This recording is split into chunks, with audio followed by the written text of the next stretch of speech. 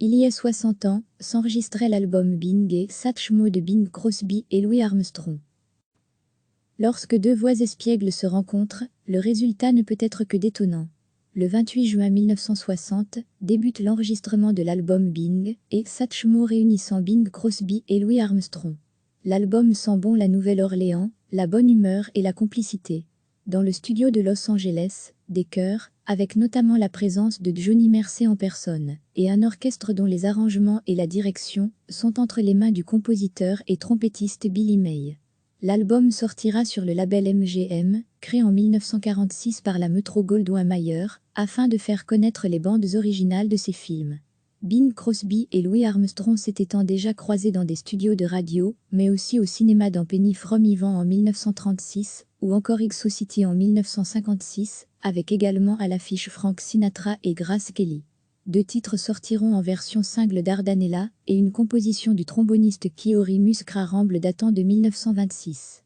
Un album dans lequel les cuivres sont nombreux et qui se laisse déguster plage après plage. Bonne écoute.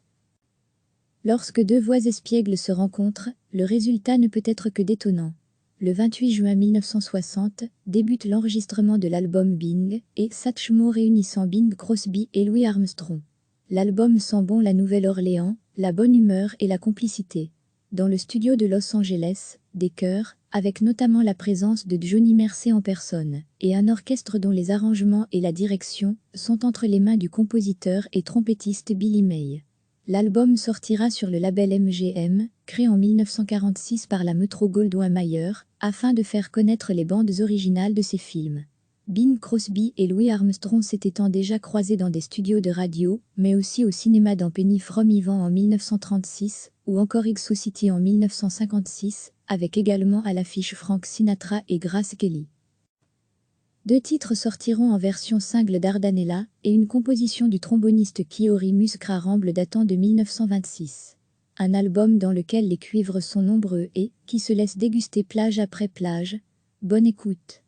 Cliquez sur s'abonner pour recevoir les dernières nouvelles.